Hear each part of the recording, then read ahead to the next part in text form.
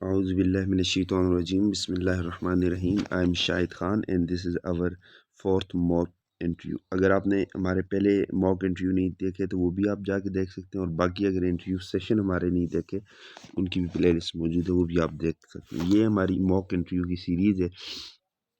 आए हम इसमें बात करते हैं वही जैसे पहला क्वेश्चन होता है कि व्हाट इंट्रोड्यूस योर सेल्फ, तो उसमें आपने अपना ब्रीफ इंट्रोडक्शन कराना है, जिसमें आपकी एजुकेशन, आपका एक्सपीरियंस, आपकी जो जहाँ पे आप रहते हैं रेजिडेंस वगैरह, जहाँ से आपने क्वालिफ़िकेशन हासिल की है और जो आपकी क्वालिफ़िकेशन है, इन सब चीज़ों के आपने बताना होता है। तो हम बात करेंगे केमिस्ट्री की। तो पहला हमारे पास क्वेश्चन होता है what is quantum number. Quantum numbers क्या होते हैं जी? तो क्वांटम नंबर्स क्या होते हैं? हम कहते हैं कि दोज नंबर्स जो कि क्या करते हैं, we tell us the address of electron is called quantum number, के जो हमें इलेक्ट्रॉन का एड्रेस बताते हैं। ठीक है। और basically an electron with in atom is specified by 4 quantum number. 4 किस्म के हमारे पास क्वांटम नंबर होते हैं। पहला क्वांटम नंबर होते हैं जिसको हम बोलते हैं प्रिंसिपल क्वांटम नंबर। इसको एन से रिप्रेजेंट करते हैं, और ये किस बारे में बताता है? एनर्जी लेवल्स के बारे में बताता है, इलेक्ट्रॉन्स की एनर्जी लेवल के बारे में। सेकंड जो क्वांटम नंबर होते हैं बच्चों, उसको हम एजीम्यूथल क्वांटम नंबर बोलते हैं, और उसको एल से रिप्रेजेंट करते हैं। ये किसके बारे में बताता है? ये शेप और multiplicity of orbital within that shell, इसके बारे में हमें इंफॉर्मेशन देते हैं। जो तीसरा क्वांटम नंबर होता है उसको बोलते हैं मैग्नेटिक क्वांटम नंबर, और इसको एम से रिप्रेजेंट करते हैं। ये डिटरमाइन करते ओरिएंटेशन ऑफ ऑर्बिटल। ठीक है। ओरिएंटेशन ऑफ ऑर्बिटल के बारे में बताते हैं।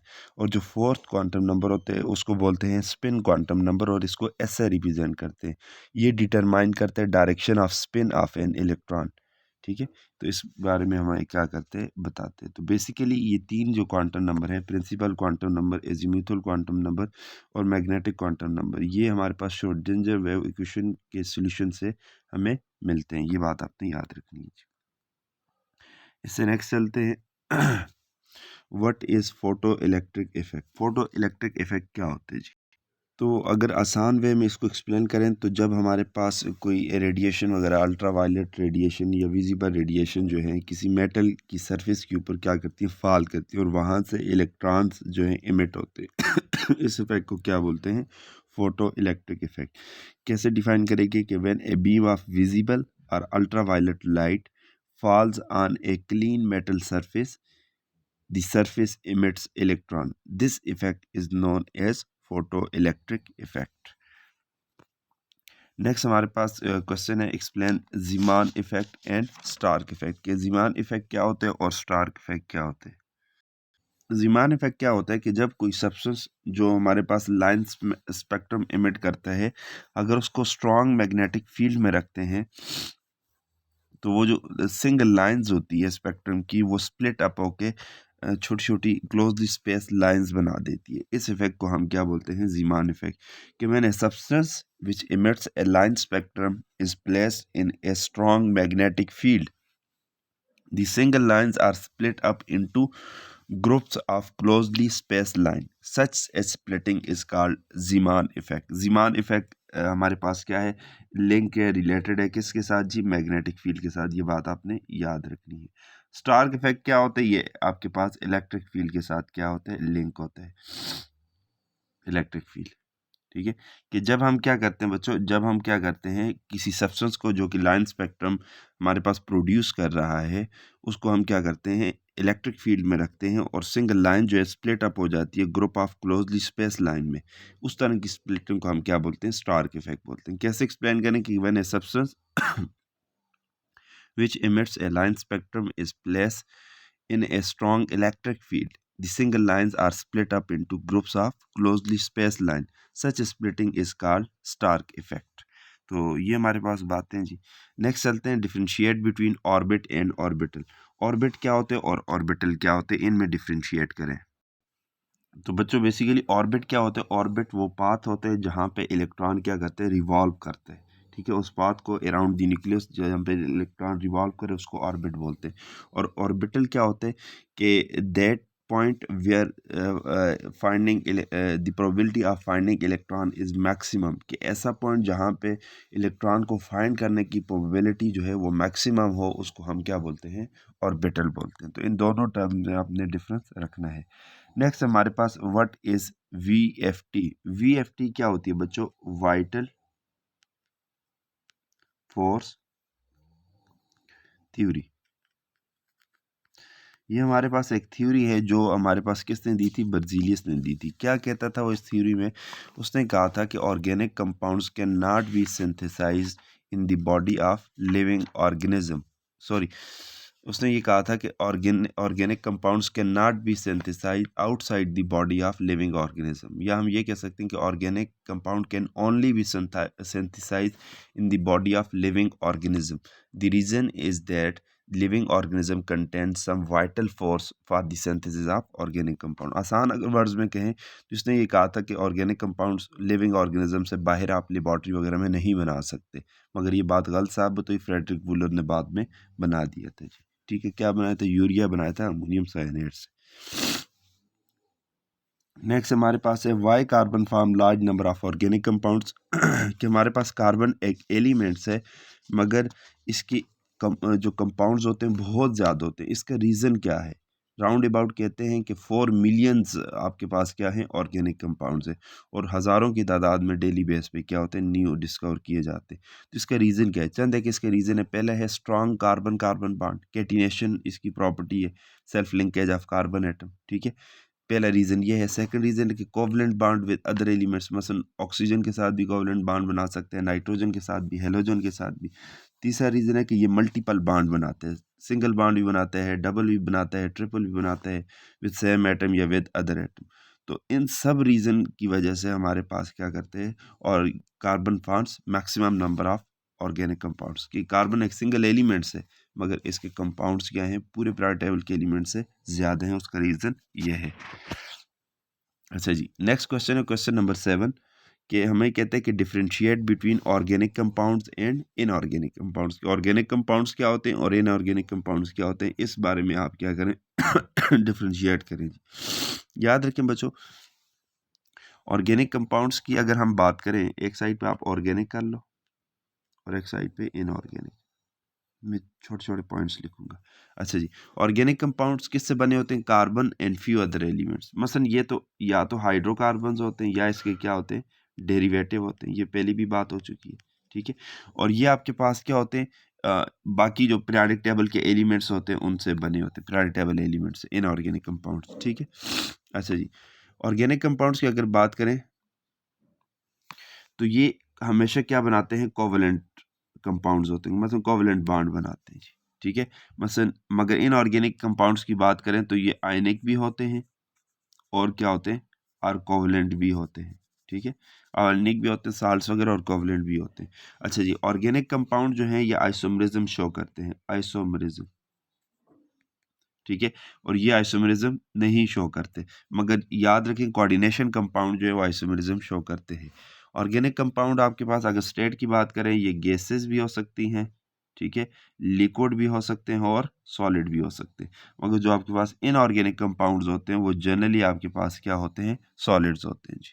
अच्छा, इसके बाद इसकी सॉल्युबिलिटी की बात करें तो ऑर्गेनिक कंपाउंड वाटर में सॉल्युबल नहीं होते बल्कि ऑर्गेनिक सॉल्वेंट में सॉल्युबल होते हैं, मगर इनऑर्गेनिक कंपाउंड वाटर सॉल्युबल होते हैं जी, और ऑर्गेनिक में इनसॉल्युबल होते हैं। ऑर्गेनिक कंपाउंड का जो मेल्टिंग पॉइंट है बच्चों वो क्या होते हैं? लो होते हैं, कम होते हैं। ठीक है, क्योंकि बॉन्डिंग वीक होती है। और इनऑर्गेनिक कंपाउंड का जो मेल्टिंग पॉइंट है वो क्या होते हैं? हाई होते हैं। और एक और बात आपने याद रखनी है कि ऑर्गेनिक कंपाउंड के रिएक्शंस जो होते हैं वो स्लो होते हैं। ठीक है, और कंप्लीशन की तरफ नहीं जाते, मगर जो इनऑर्गेनिक कंपाउंड्स के रिएक्शन होते हैं वो क्या होते हैं? फास्ट होते हैं और प्रीसीड टू इक्विलिब्रियम, इक्विलिब्रियम की तरफ जाते हैं जी। तो ये चंद एक पॉइंट्स आपने क्या करने हैं? डिफरेंस रखने हैं। नेक्स्ट हमारे पास है what is formal charge. Formal charge क्या होता है? फॉर्मल चार्ज क्या होता है? अगर आसान वर्ड्स में बात करें, मसलन जब कोऑर्डिनेट कोवलेंट बॉन्ड बनता है तो उसमें एक एटम पेयर ऑफ इलेक्ट्रॉन देता है। मसलन ये आपके पास बच्चों ये NH3 है, इस पे लोन पेयर ऑफ इलेक्ट्रॉन है, और ये आपके पास क्या है BCl3। इन दोनों के दरमियान कोवेलेंट बॉन्ड बनते ही अपना लोन पेयर इसको देते हैं। जिसके बाद लोन पेयर आप इलेक्ट्रॉन जाते हैं उस पर नेगेटिव चार्ज आना चाहिए, जिससे जाते हैं उस पर क्या होना चाहिए पॉजिटिव चार्ज आना चाहिए। ये जो चार्ज होते हैं इसको फॉर्मल चार्ज बोलते हैं कि some atom in a coordinate molecule carry a positive और negative charge called formal charge. Donor atom of coordinate bond has a formal charge +1 जैसे मैंने यहाँ पे लिखा, and the acceptor atom has a formal charge -1 since both charge are within the same molecule.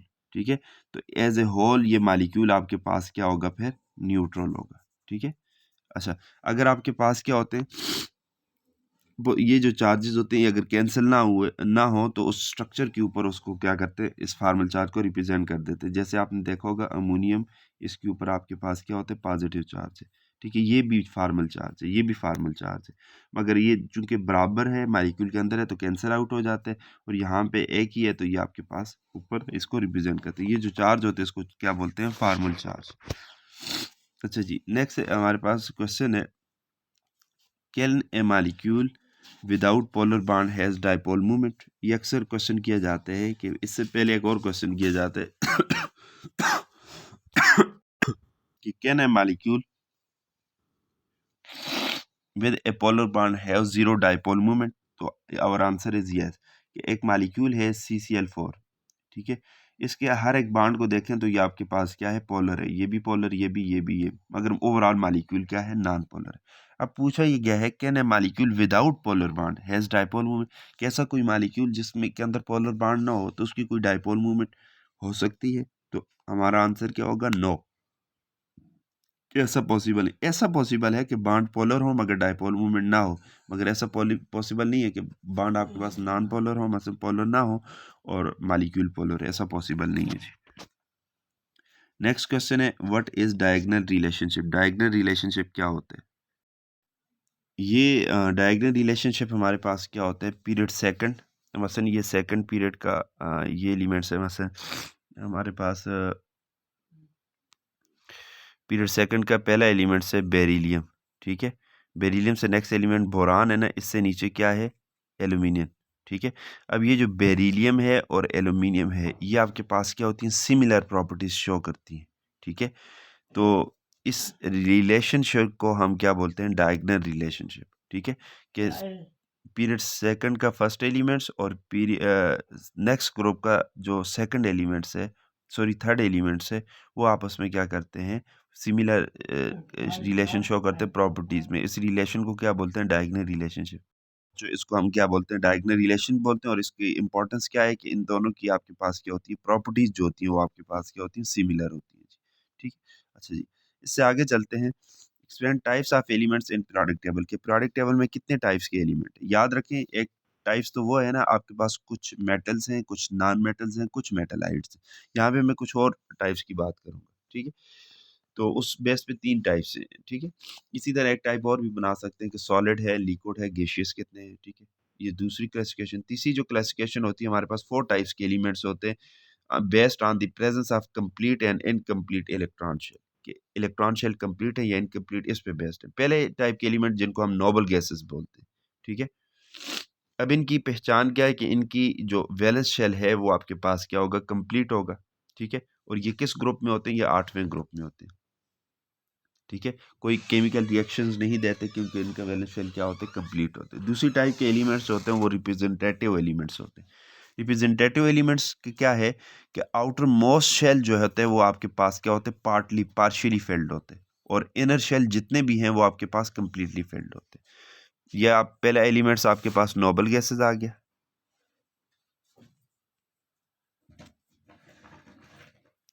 इसका क्या है complete है valence shell. दूसरा आपके पास क्या है रिप्रेजेंटेटिव, इसके अंदर क्या कैरेक्टरिस्टिक है कि आउटर जो शेल है वो आपके पास क्या होगा इनकम्प्लीट होगा, बाकी अंदर वाले सारे के सारे आपके पास क्या होंगे कंप्लीट होंगे। तीसरा जो है वो है ट्रांजिशन एलिमेंट। ट्रांजिशन एलिमेंट्स की पहचान क्या है कि इसमें in the atoms of these elements two outermost shell, मसलन इसमें two outermost shell transition elements की अगर हम बात करें टू आउटर मोस्ट शेल कौन कौन से बच्चों एन एंड n-1, ये दोनों आपके पास क्या होंगे पार्शियली फेल्ड होंगे, और इसके अलावा जितने भी होंगे वो कम्प्लीटली फेल्ड होंगे शेल। ठीक है, और एक होते हैं इनर ट्रांजिशन एलिमेंट्स। तो इसमें आपके पास क्या है, इनर ट्रांजिशन एलिमेंट्स, ये तो चौथी टाइप्स के एलिमेंट्स होते हैं इनर ट्रांजिशन एलिमेंट्स। इसमें आपके पास तीन जो हैं वो आपके पास क्या होते हैं, इनकम्प्लीट होते हैं। कौन कौन से बच्चों, इसमें आपके पास एक हो गया एन, ठीक है, एक हो गया n-1 और एक क्या हो गया n-2। तो ये आपके पास क्या होते हैं, तीनों शेल जो होते हैं इनकम्प्लीट होते हैं, पार्शियली फिल्ड होते हैं, बाकी आपके पास क्या होते हैं, कम्प्लीटली फिल्ड होते हैं। तो ऑन द बेसिस ऑफ हमारे पास complete and incomplete electron shell चार टाइप्स के एलिमेंट्स आ गए। पहला नोबल गैसेस जिसमें कंप्लीट वैलेंस शेल होता है, दूसरा रिप्रेजेंटेटिव एलिमेंट जिसमें आउटर मोस्ट शेल जो है वो कंप्लीट नहीं होता, तीसरा ट्रांजिशन एलिमेंट जिसमें आपके पास आउटर दो शेल n और n-1 कंप्लीट नहीं होता, तीसरा इनर ट्रांजिशन एलिमेंट जिसमें तीन शेल कंप्लीट नहीं होते, बाकी सारे कंप्लीट होते। कौन से, n-1 और n-2, ये शेल कंप्लीट नहीं होते, बाकी सारे के सारे कंप्लीट होते। तो अच्छा जी, नेक्स्ट है व्हाट आर डेस्क इक्विपमेंट्स। ये बेसिकली हमारे पास एनालिटिकल पोर्शन से क्वेश्चंस है कि डेस्क इक्विपमेंट्स क्या होते हैं। आसान वर्ड्स में अगर हम बात करें तो डेस्क इक्विपमेंट्स हमारे पास ऐसे इंस्ट्रूमेंट होते हैं बच्चों, जो आप लैब वर्क करते हैं ना, तो डेस्क के ऊपर जो आपकी टेबल है उसके ऊपर पड़े होने चाहिए। अच्छा जी, जो हमारे पास डेस्क इक्विपमेंट्स हैं इसमें मसलन पहले ही जो हमारे पास आती है वो वाश बॉटल आती है, जिसको आप कहाँ पे यूज़ करते हो, to range off reagent from glassware या वाश प्रेसिपिटेट, उसके लिए हम यूज़ करते हैं। दूसरी जो इक्विपमेंट आते हैं उसको डिसिकेटर बोलते हैं, ये आपके पास क्या होती है, ड्राइंग पर्पज़ के लिए यूज़ होती है। तीसरी आपके पास क्या है, क्रूसिबल है। क्रूसिबल क्या होती है, पोर्सलिन क्रूसिबल, के ये प्रेसिपिटेट को आप अगर इग्नाइट करो तो इसमें आप करते हो जी, ठीक है। उसके बाद आपके पास क्या है, वेंग बॉटल, छोटी आपके पास क्या होती है, ग्लास बॉटल्स होती हैं जिसमें आप सैंपल को क्या करते हो, प्रिपेयर करते हो एनालिसिस के लिए। इसके अलावा जो इक्विपमेंट्स चाहिए उसको ग्लास फनल्स बोलते हैं, कि ये किसके लिए यूज़ होती हैं, are use in filtering operation involving the use of filter paper. इसके अलावा जो हमें इक्विपमेंट्स चाहिए होती हैं वो कुछ ग्लासवेयर होती है, मसलन पिपर्स होती है, ब्यूरेट्स होती है, वॉल्यूमेट्रिक फ्लास्क होती है, स्टीयरिंग रॉड होती है, ग्लास हुक्स वगैरह। तो ये सारी चीज़ें हमें चाहिए होती हैं जिनको हम क्या नाम देते हैं, हम डिस्क इक्विपमेंट्स का नाम देते हैं। अच्छा जी, उसके बाद चलते हैं difference between qualitative and quantitative analysis. ये दो टर्म्स होती हैं एनालिटिकल केमिस्ट्री में, क्वालिटेटिव और क्वांटिटेटिव एनालिसिस। तो क्वालिटेटिव में हम क्या करते हैं, आइडेंटिफिकेशन करते हैं और क्वांटिटेटिव में हम क्या करते हैं, एस्टिमेशन ऑफ क्वांटिटी करते हैं। कि क्वालिटेटिव एनालिसिस क्या होता है, concern with the identification and separation of chemical substance, ठीक है। और क्वांटिटेटिव एनालिसिस क्या होता है, ये कंसर्न होते हैं with the estimation of the amount of chemical substance present either alone or in sample or complex mixture, की जितनी क्वांटिटी होती है सैंपल को, उसको अगर आपने क्या करना है, एस्टिमेट करना है, तो उसके लिए क्वांटिटेटिव एनालिसिस। और अगर नहीं, आपने सिर्फ पता लगाना है कि कौन कौन से एलिमेंट है, तो उसको हम क्या बोलेंगे, क्वालिटेटिव एनालिसिस बोलेंगे जी। नेक्स्ट क्वेश्चन पे चलते हैं जी। What is the most serious problem for humanity today. ये एक जनरल सा क्वेश्चन है कि ह्यूमैनिटी के लिए आजकल सबसे जो बड़ा मसला क्या है। तो एज ए केमिस्ट हमें चाहिए कि हम उसको अपनी फील्ड की तरफ लेके आए। तो एनवायरमेंटल पोल्यूशन जो है, ये हमारे पास क्या है, मोस्ट सीरियस प्रॉब्लम है दैट ह्यूमैनिटी फेसिंग टुडे। कि ये आपके पास क्या है, बहुत बड़ा प्रॉब्लम है जो ह्यूमैनिटी के लिए है, ठीक है। बेसिक जो प्रॉब्लम्स होती हैं सारी चीज़ें आप देखें तो इसी चीज़ से लिंक करती हैं कि एनवायरमेंटल पोल्यूशन जो है ये आपके पास क्या है, ये आपके पास क्या होते हैं, इस ये आपके पास सबसे बड़ा प्रॉब्लम है। अब इससे क्या होता है, एयर पोल्यूट हो जाती है जी, जिसकी वजह से क्या होता है, बंदा बीमार होता है और इवन उसकी वजह से क्या होती है, डेथ भी हो जाती है। इसी तरह पोल्यूशन की वजह से क्या होती है, सॉइल जो होती है वो क्या होती है, रिड्यूस होती है, ठीक है। इसी तरह वाटर आपके पास क्या होता है, पोल्यूट हो जाता है। अच्छा, इसके अलावा अगर हम बात करें तो मसलन जितनी भी मेन काजेज़ हैं वो सारे के सारे, जितनी मेन प्रॉब्लम वो सारे से सारे क्या होते हैं, इस पोल्यूशन से आते हैं। तो हम एज ए केमिस्ट हम ये कह सकते हैं कि हमारे लिए जो सबसे बड़ा मेन इशू है वो आपके पास क्या है, इन्वायरमेंटल पोल्यूशन का है।